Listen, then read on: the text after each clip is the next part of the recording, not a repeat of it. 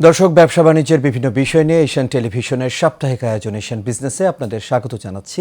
আজ আপনাদের সঙ্গে আছি আমি আনোয়ার রাজ, এবং আমাদের যে আজকের আলোচনার বিষয় সেটি নির্ধারণ করা হয়েছে অবৈধ মোবাইল হ্যান্ডসেট। আর এই বিষয় নিয়ে কথা বলার জন্য স্টুডিওতে দুজন অতিথি উপস্থিত আছেন। আমার ডান পাশে প্রথমে আছেন জিয়াউদ্দিন চৌধুরী, সদস্য নির্বাহী কমিটি, mobile phone industry owners association of Bangladesh ও কান্ট্রি ম্যানেজার শাওমি বাংলাদেশ, এবং তারপরে আছেন Mohammad Saifuddin, executive director Excel Telecom private limited, Samsung mobile উৎপাদক ও দেশব্যাপী পরিবেশক।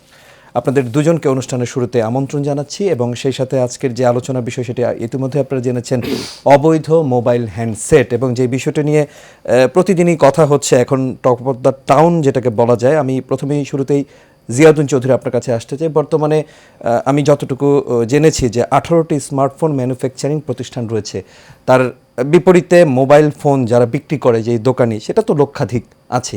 তো এখন ব্যবসায়ীদের অভিযোগ, এই যে লক্ষ লক্ষ মানুষ, তারা কি বেকার হবে কি না, এটা কিভাবে ব্যাখ্যা করবেন আপনি? প্রথমেই আমি কয়েকটা নাম্বার কারেক্ট করতে চাই।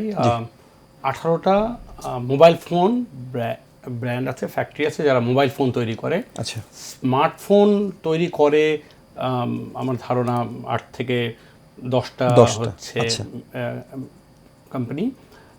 আপনি যদি গ্লোবালি দেখেন, গ্লোবালি আসলে সারা পৃথিবীর যে স্মার্টফোনের মার্কেট, সেই মার্কেটের মোর দেন 95% আসলে এই 7 থেকে 8টা যে ব্র্যান্ড আছে এদের কাছেই আছে। So we can easily say that global স্মার্টফোনের ইকোসিস্টেম আর বাংলাদেশের smartphone manufacturing ecosystem is almost same. এরপরে আপনি যেটা বলেছেন লক্ষ লক্ষ রিটেল, আমরা গত 2-3 দিন আগে একটা প্রেস কনফারেন্স করেছি, ওখানে আমরা দেখিয়েছি বাংলাদেশের টোটাল স্মার্টফোন সেলিং রিটেল হচ্ছে 12,900 টু বি এক্স্যাক্ট। আমরা 2024 সালের ডিসেম্বরে we did a retail mapping বলে, সেখান দিয়ে আমরা দেখতে পারি যে বাংলাদেশের এবং প্রত্যন্ত অঞ্চলে কয়টা রিটেল আছে যারা স্মার্টফোন এক পিস হলে স্মার্টফোন বিক্রি করে। এরকম রিটেলের সংখ্যা হচ্ছে 12,000। এর ভেতরে আমাদের যারা এই যে ফ্যাক্টরি থেকে ম্যানুফ্যাকচার যারা অফিসিয়াল এই ধরনের ফোন বিক্রি করে অলমোস্ট 11,500-এর মতো। এরপরে যারা আসলে একদমই আমাদের ফোন বিক্রি করে না, যারা বাইরে থেকে আনা ফোনগুলো লিগেলভাবে ইম্পোর্টেড হওয়া ফোনগুলো বিক্রি করে, সেইটা 1 থেকে 1,500-এর মতো। সো এই ইয়ারের ফলে আমরা মনে করি না কোনো রকম আনএমপ্লয়মেন্টের অবস্থা তৈরি হবে। 12,000 রিটেল যে ইন্ডাস্ট্রিকে অ্যাফোর্ড করতে পারে, যারা বৈধ ফোন বিক্রি করতে পারে, আমার ধারণা বাকি যে 1-1,500 রিটেল আছে তারাও এই একই ইকোসিস্টেমের ভিতরে পড়তে পারবে যদি তারা আসলে চায়। কিন্তু মানে প্রশ্ন এটাই থাকে, তারা কেন চায় না? মানে তারা কি ভাবছে যে আমরা যদি এভাবে বিক্রি করি সেক্ষেত্রে মানে আমাদের সেলটা বাড়বে, এরকম কি তাদের ধারণা হচ্ছে? বাংলাদেশের টোটাল আমি মোবাইল ফোনের বাজারটা সম্পর্কে যদি বলি, স্মার্টফোনের বাজার বছরে স্মার্টফোন বিক্রি হয় হচ্ছে 10 মিলিয়নের মতো স্মার্টফোন, 1 কোটির মতো, যেটা হচ্ছে অফিসিয়াল। তো আমরা ধরে নেই বাংলাদেশে একটা টার্মস আছে, সেটা সারা পৃথিবীতে কোথাও নাও নেই, এটা হচ্ছে আনঅফিসিয়াল। 20%। সো সেটা যদি ভলিউমে হয় তাহলে হচ্ছে আরও 20 লাখ।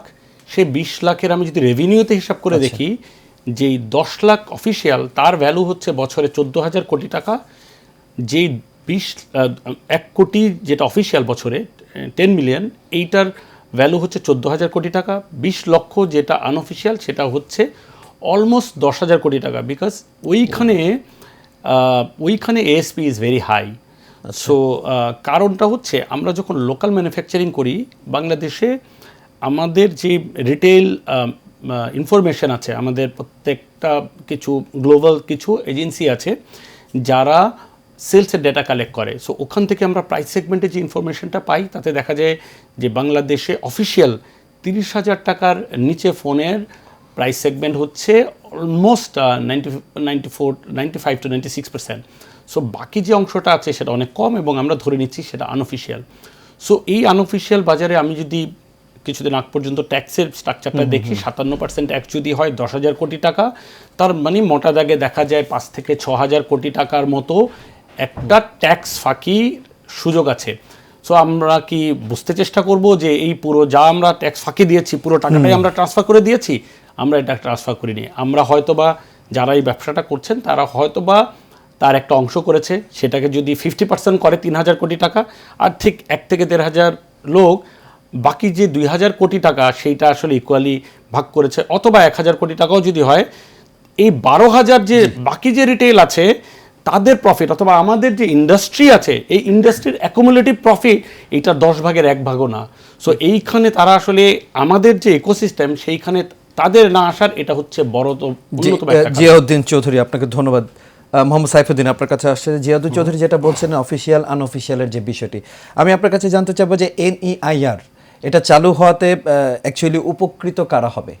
আচ্ছা, যেহেতু আগের জিয়া ভাই যেটা বললেন যে আসলে NEIR জিনিসটাই হচ্ছে আসলে বৈধতা এবং অবৈধতা। আপনি যেটা বললেন আসলে এই বৈধতা যদি হয় তাহলে প্রথম যদি আমি বলি অসুবিধা কার হবে? যারা অবৈধ ব্যবসার সাথে সংশ্লিষ্ট, প্রথম হচ্ছে তাদের। গ্রাহকরাও তো হবে। নো, কম দামে যে ফোনটা আমি কিনতে পারতাম, এখন তো আমার বেশি দামে কিনতে হবে। একটা করে আপনাকে ব্যাখ্যা দিচ্ছি। গ্রাহকরা আসলে কিভাবে উপকৃত হবে, কারণ আমরা সবাই আসলে কনজিউমারের জন্যই কাজ করি। গ্রাহক হচ্ছে একটা নিরাপদ, টেকসই এবং সার্ভিস ওরিয়েন্টেড একটা প্রপার হ্যান্ডসেট পাবে, যেটা তাকে ওই কনজিউমারকে ডিজিটাল সুরক্ষা দিবে। Price is not the ultimate ব্যাপার, প্রাইসের ব্যাপারটাও আমি আসতেছি পরে। সো গ্রাহকের পয়েন্ট অফ ভিউ থেকে এটা। আচ্ছা, রাষ্ট্রের যদি আমি দেখি, রাষ্ট্র হচ্ছে রাজস্ব আহরণ, যেটা বললো যে প্রতি বছর যদি 10,000 কোটি টাকার অবৈধ হ্যান্ডসেট বিক্রি হয়, তাহলে এই পুরো 10,000 কোটি টাকার অবৈধ ইকোসিস্টেমটা আসলে কিভাবে যাচ্ছে?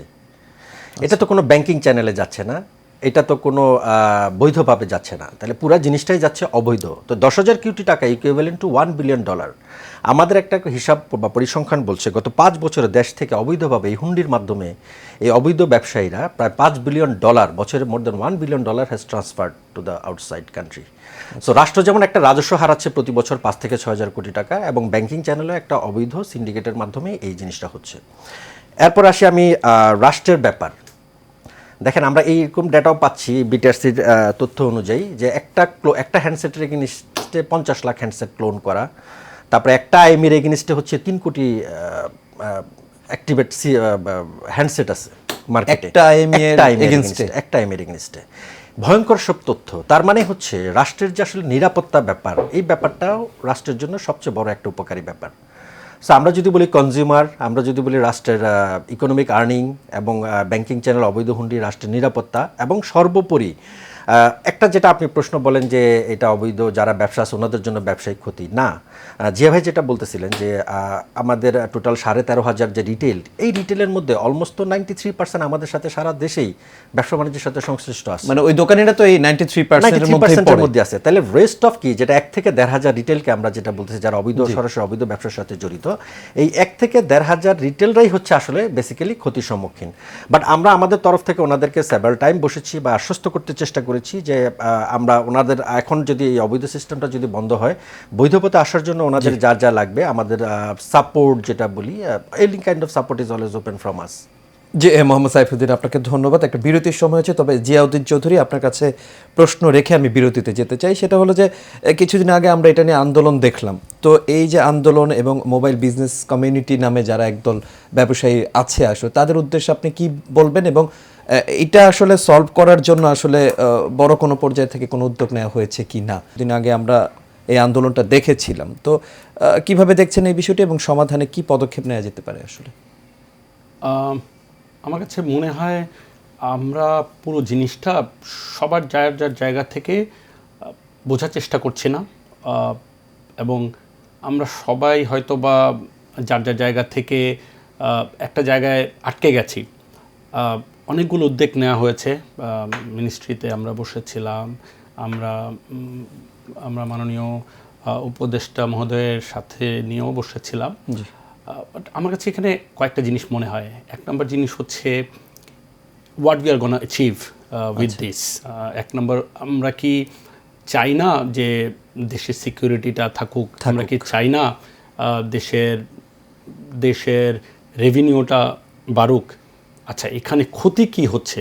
মানে এই সিস্টেমে আমাদের, যদি আমি বলি হোয়াট আর দ্য মানে ডিসঅ্যাডভান্টেজেস এখানে হচ্ছে, তারা ব্যক্তিগত ক্ষতিটাকে আর কি ভাবছে না, একটা জায়গায় ক্ষতি হচ্ছে, সেইটা অফকোর্স সরকারের সাথে নেগোশিয়েট করা যেতে পারে, এবং সেই জায়গাটা থেকে আমরা মানে আমার জায়গা থেকে আমি ভেরি ক্লিয়ার, আমার কাছে মনে হয় এই জায়গাটাতে সরকারের আরও দায়িত্বশীল হওয়া উচিত ছিল, প্রথম থেকেই উচিত ছিল। এবং আমি মনে করি সরকার এই বিষয়টা নিয়ে আবার ভাববে, কারণ এই আজকে এই মার্কেটে এক্সিস্ট করে শুধুমাত্র একটা কারণে, এই অফিসিয়াল আনঅফিসিয়াল মার্কেট এক্সিস্ট করে বিকজ অফ ট্যাক্স এবং ভ্যাটের যে প্যারিটি আছে সেইটা যদি ওনারা মাঝে মাঝেই বলেন যে পৃথিবীর এই দেশে এটা নাই, সেই দেশে এটা নাই, আমি বাস্তবতাটাও বুঝি, আমাদের দেশের ডেভেলপমেন্টেরও রিকোয়ারমেন্ট আছে, সেটাকে যদি পাশে রেখে আমি বলি যে ভ্যাট এবং ট্যাক্সের একটা জায়গায় আনা উচিত যেন স্মার্টফোন মানুষের অ্যাফোর্ডেবিলিটি পর্যায়ে আসে।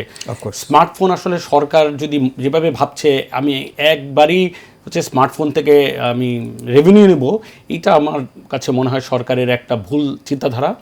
সরকারের স্মার্টফোনকে চিন্তা করতে হবে রিকারিং ইনকামের একটা ইনস্ট্রুমেন্ট। আজকে স্মার্টফোন থেকে কথা বলবে, সেখান থেকে সরকার রেভিনিউ পাবে, এমএফএস ইউজ করবে, সেখান থেকে রেভিনিউ পাবে। একটা স্মার্টফোন যদি 5 বছর থেকে 5 বছর সরকার ওখান থেকে রেভিনিউ পাবে। সো এইটা যত অ্যাক্সেসিবিলিটি বাড়বে তত আসলে সরকারের লাভ হবে। সো আমার কাছে মনে হয় এটার একটা বড় সলিউশন সরকার ডিপলি চিন্তা করবে যে এই যে ওভারঅল যে ডিউটিটা আছে সেই ডিউটিটা এমন এক জায়গায় নিয়ে আসবে, স্মার্টফোনটা আসলে সবার জন্য অ্যাফোর্ডেবল হবে। ওনাদের মূল জিনিসটা হচ্ছে জিনিসটাকে অ্যাফোর্ডেবল করে তোলা, আমাদের ইউজারদেরও ডিমান্ড হচ্ছে অ্যাফোর্ডেবল করে তোলা। এই জায়গাটায় যদি আসলে আসা যায়, আমার কাছে মনে হয় এটার একটা বেস্ট সলিউশন হবে। এখন আমরা আসলে যেই জায়গা নিয়ে কথা বলছি, ইনিয়ার হলে কি হবে, ওইটা হলে কি হবে, all these are actually pointed out towards this the scope of প্যারিটিস tax and VAT. সেই জায়গাটা নিয়ে আমার ধারণা একটা যদি কাজ করা হয় তাহলে এটা একটা সলিউশন আসবে বলে আমি। জিয়াউদ্দিন চৌধুরী, আপনাকে অসংখ্য ধন্যবাদ। মোহাম্মদ সাইফুদ্দিন, জিয়াউদ্দিন চৌধুরী যেটা বলছিলেন যে ভ্যাট এবং ট্যাক্সের যে বিষয়টা আপনি কিভাবে দেখছেন আসলে ভোক্তাদের ক্ষেত্রে, বা যারা ব্যবসায়ী যারা আছেন যারা এটার আসলে বিপক্ষে তারা বলছে আর কি তাদের ক্ষতি হচ্ছে, কিভাবে দেখছেন? আচ্ছা, জিনিসটা আসলে কি, যদি আমি প্রথমে যেটা বললাম যে একটা বৈধ এবং অবৈধ, যেমন আমরা যারা এখানে বৈধভাবে ব্যবসা করছি, আমাদের উৎপাদন পর্যায়ে আসলে কীভাবে ব্যাটটা আসে, দুইটাভাবে আসে, একটা হচ্ছে উৎপাদন পর্যায়ে এবং একটা হচ্ছে আমদানি পর্যায়ে। সো এখানে যারা আমাদের 18টা ব্র্যান্ড আছে, যেটার মধ্যে স্মার্টফোন আমরা এখানে ম্যানুফ্যাকচারিং করছি 9 থেকে 10টা ব্র্যান্ড, আমাদের মোরনলেস এখানে ম্যানুফ্যাকচারিং আমি ট্যাক্স ভ্যাট ইনক্লুডিং এভরিথিং যদি বলি, রাফ কাট 30 to 35% মতো আমাদের পড়ে, কস্টিং পড়ে। আর যদি আমরা এখানে ফুল সিবিও কমপ্লিট ইউনিট আনি, সেখানে হয়তো বা আমাদের কস্টিং পড়ে 61.8%, একদম এক্সাক্ট ফিগারে। সো আর যেখানে যারা অবৈধ যারা করতেছেন এরা আসলে এইটার কোনোটার মধ্যেই নাই। আচ্ছা, সো আপনার যেটা একটা প্রথমে প্রশ্ন ছিল যে কনজিউমারদের পয়েন্ট অফ ভিউ থেকে যদি আমি চিন্তা করি, এখানে যারা অবৈধ যারা ব্যবসা করতেছেন ওরা কনজিউমারকে অনেক সস্তা দামে দিতে পারছেন। সো কেন পারছেন, আমার মনে হয় এই পার্সেন্টেজ, এই নাম্বারগুলোই আপনাকে ফ্যাক্ট ফিগারটা ক্লিয়ার করে দিচ্ছে। সো আমরা যেভাবে যেটা বললেন, এবার আমরাও আসলে সরকারের বিভিন্ন পর্যায়ের সাথে বসেছি, এনবিআর এর সাথে অনেকবার আমরা বসেছি, এটাকে কিভাবে কাস্টমারের জন্য, আমাদের আসলে মূল টার্গেট কি, কাস্টমার যাতে এফোর্ডেবল প্রাইসে যে কোনো হ্যান্ডসেট পায়, সেটা কনজিউমারের জন্য ভালো, আমাদের মার্কেট ডেভেলপমেন্টের জন্য, because Bangladesh is a developing country. So আমরাও চাই আমাদের স্মার্টফোন পেনিট্রেশন এখন যেটা 60% প্লাস, সেটা যাতে আমরা আগামী 2-3 বছরের মধ্যে 80% প্লাস যেতে পারি, অর্থাৎ স্মার্টফোন সবার হাতে নাগালে আনার জন্য। সো এই জায়গায় আমাদের একটা কনসার্ন ছিল যে ভ্যাট ট্যাক্সটাকে কমানোর জন্য। সো এনবিআর একটা ডিক্লারেশন দিয়েছে, যেটা আসলে আমাদের এখানে উৎপাদক বা প্রস্তুতকারক আমরা যারা আছি, খুব বেশি যে আমাদের একটা হয়েছে আমি বলবো সেটা না। It's only about the facts and ফিগারে 5%, আমি যদি বলি 5%, আর যেটা হয়তো বা ডিরেক্ট ইম্প্যাক্ট হচ্ছে 2 to 3%। এনিওয়ে, আর যদি আমরা বলি আমদানি পর্যায়ে, যেটা 61.8%, এটা রাফ কাট 43%, অর্থাৎ 15%-এর মতো ড্রপ হয়েছে। সো স্টিল আমি যেটা মনে করি এটা আসলে ইটস টু হাই, আসলে হাই। যেমন আমি যদি বলি, যেমন আমি একটা 16 Pro Max, আমি যদিও আমি মালয়েশিয়া থেকে গিয়েছিলাম ঘুরতে, সেখান থেকে না, সেটার দাম 1,60,000 পড়ে। ওকে, কিন্তু বাংলাদেশে কিন্তু আমি যদি অফিসিয়ালি অথরাইজ যে রিসেলার, যদি অ্যাপেলের ওইভাবে বাংলাদেশে অথরাইজ কোনো ডিলার নাই, তো তাদের থেকে নিতে গেলে আপনার 2.5 লাখ পড়ছে, মানে একটা ফোনের দাম অলমোস্ট ডাবল হয়ে যাচ্ছে। মানে সো ওই যে বললাম আমি যে 30 to 35%, দেখেন আপনার ডিউটি কান্ট্রি দিয়ে বাংলাদেশে যেখানে আসে সেখানে, কিন্তু আমার কথা বাইরের কান্ট্রিগুলোতে আসলে ট্যাক্স কি রকম, আসলে আমাদের থেকে কি অবশ্যই কম? অবশ্যই, এই জন্য ওরা কমে দিতে পারছে, এরকম কি কোনো বিষয়? এক্স্যাক্টলি। এখন ধরেন আমরা যেটা ইম্পোর্টে যেটা বললাম 61, সো আপনি যদি বাইরে দেখেন, যেমন দুবাইতে আমরা প্রায় একটা কথা বলি, দুবাই কি ইন এবং out both are zero. So Indian GST সহ ইনক্লুডিং এভরিথিং বিলো 20%। আচ্ছা, সো আমাদের এখানে ছিল 61.8। আমি যদি কমপ্লিট ইউনিট বলি, ইভেন দ্য লোকাল ম্যানুফ্যাকচারিং যদি করি 30 to 35%, still it's too high.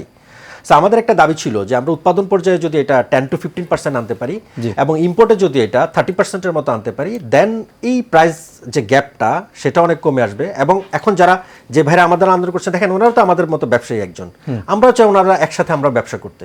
ওনাদের এই দাবির যৌক্তিকতাটাও কিন্তু অনেকভাবে এটাকে ক্যাটার করা সম্ভব। So, আমাদের মূল দাবিটাই হচ্ছে যে আমরা উৎপাদন পর্যায়টাকে সহনীয় পর্যায়ে নিয়ে আসি, আমদানি যারা করতে চায় ওনাদের জন্য এটাকে যদি আমরা সহনীয় পর্যায়ে নিয়ে আসতে পারি, কনজিউমারের জন্য আমাদের মূল আলটিমেটলি কনজিউমার আমাদের বেনিফিট হবে, ওনারাও উপকৃত হবে। এবং আজকে যে আন্দোলন যেটা আছে এটাও আশা করি আমরা অনেকাংশে এটা অলমোস্ট ক্লোজ টু জিরো। এই যে সিন্ডিকেটের বিষয়টি বলছেন ব্যবসায়ীরা, আসলে এটা নিয়ে আপনি কি বলবেন আসলে? আমি প্রথমেই বলেছি, পৃথিবীর মোবাইল ফোন ইকোসিস্টেমে যারা আছে তারা সবাই এক্সিস্ট করে বাংলাদেশে। It is extremely competitive market mobile phone, and এই মার্কেটে আসলে সিন্ডিকেট যেটা বলে সেটা হওয়ার সুযোগ নাই। এক কারণ আমরা তো আসলে লোকাল কোম্পানি না যে আমরা আসলে এলপিজি গ্যাস আর এর মতো একসাথে বসে করে ফেলবো। আম অ্যান এক্সিকিউটিভ। সো আজকে আমাদের 60% কোম্পানি হচ্ছে ফরেন ডিরেক্ট ইনভেস্টমেন্ট। আচ্ছা, আমি কয়েকটা কোয়েশ্চেন করতে চাই যে আজকে যেভাবে আসলে ট্যাগ করা হচ্ছে, আমি ধরে নিলাম যে বিদেশি কোম্পানিগুলো যারা আছে তারা বাংলাদেশের ফ্যাক্টরি ক্লোজ করে দিল, করবে না। সো ওই প্রত্যেকটা কোম্পানির তার যে সেলস তার কত % বাংলাদেশে আসে, তার কি অনেক বেশি ইম্প্যাক্ট আসবে না আমাদের দেশের জন্য অনেক বড় ইম্প্যাক্ট আসবে? আমাকে আরেকটা ইন্ডাস্ট্রি বাংলাদেশে দেখান যেখানে এরকম 8টা থেকে 10টা বিদেশি ফরেন ডিরেক্ট ইনভেস্টমেন্ট এসছে বাংলাদেশে। বরঞ্চ গত 1 বছরে আপনি বাংলাদেশে দেখান তো কয়টা foreign company, multi national company Bangladesh থেকে চলে গিয়েছে। সো আমরা যদি এইভাবে ট্যাগিং করতে থাকি, I don't feel good about the way I am treating. We are investor $1 million। So যেই দেশে আমি $1 million ইনভেস্টমেন্ট করবো, আজকে আমার জায়গায় কালকে আমার এক কলিগ আসবে, বিদেশি আসবে, আমাকে যেভাবে কথাটা বলছে, বিদেশি এই কথাটাই হয়তো বা নেবে না। সে he will say that why do I have to do business hair.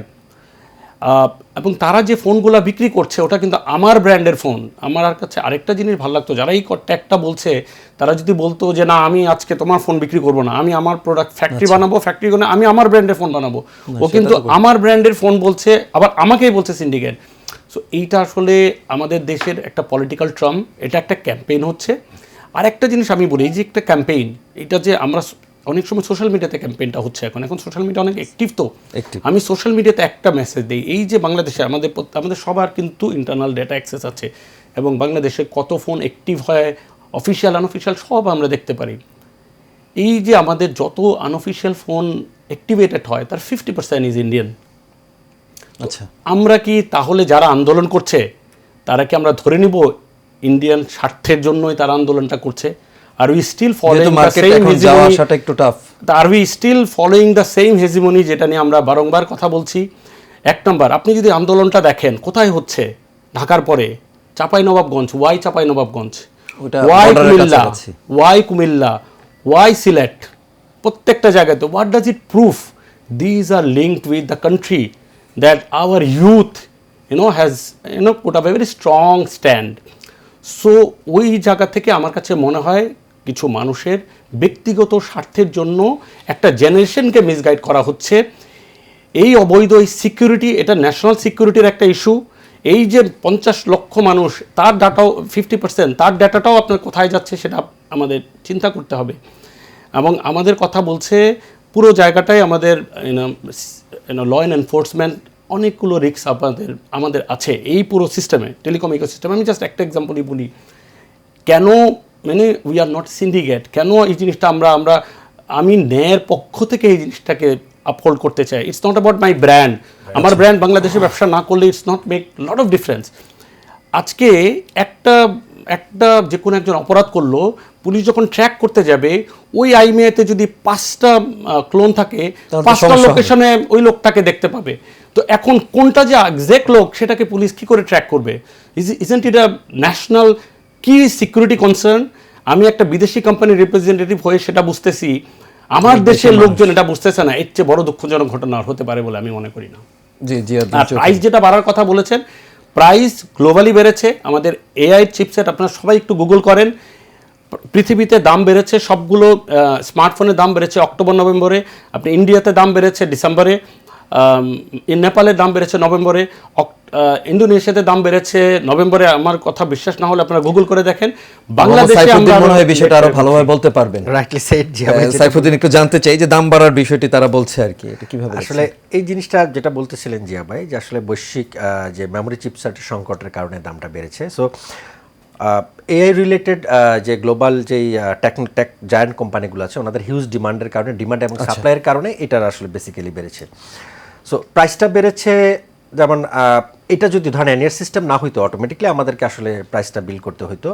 Not only শুধুমাত্র যেটা মোবাইলে তা না, আপনি কিন্তু যে কোনো ইলেকট্রনিক্স ডিভাইস, কম্পিউটার, ল্যাপটপ, আপনি যে কোনো মার্কেটে যান, ইলেকট্রনিক্স যে কোনো ডিভাইসের মার্কেটে যান, the price is already been increased. ওখানে কিন্তু দাম অলরেডি বেড়েছে।